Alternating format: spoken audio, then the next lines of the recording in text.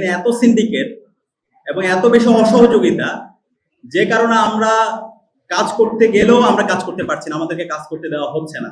আমরা যখন ডাকসুর নির্বাচনের জন্য ক্যাম্পেইন করছিলাম, তখন আমরা ক্যাম্পেইনের সময় বলেছিলাম আমরা একটা স্বপ্নের ক্যাম্পাস বিনির্মাণ করতে চাই, যে স্বপ্ন নিয়ে বিশ্ববিদ্যালয়ে আমাদের শিক্ষার্থী ভাই এবং বোনরা আসে, একটা চমৎকার পরিবেশ পাবে, একাডেমিক পরিবেশ, একটা চমৎকার হল পাবে, যে হলের রিডিং রুমে পড়াশোনার পরিবেশ থাকবে, রিডিং রুমে এসি থাকবে, তার আবাসনের ব্যবস্থা থাকবে, তার পরিবহনের চমৎকার একটা ব্যবস্থা থাকবে, একই সাথে গবেষণা এবং বিশ্ববিদ্যালয়ের সামগ্রিক উন্নয়ন নিয়ে কাজ হবে এবং একটা নিরাপদ ক্যাম্পাস থাকবে।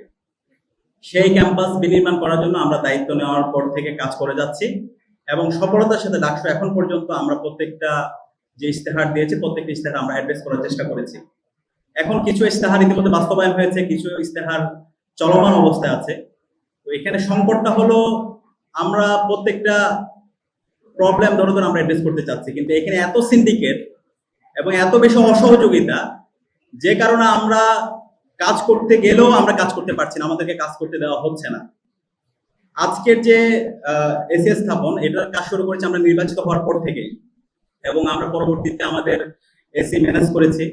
কিন্তু এসি স্থাপন করার জন্য যে পরিমাণ আমলাতান্ত্রিক জটিলতা, সেটা শেষ হতে প্রায় 7 মাস আমাদেরকে লেগে গেছে।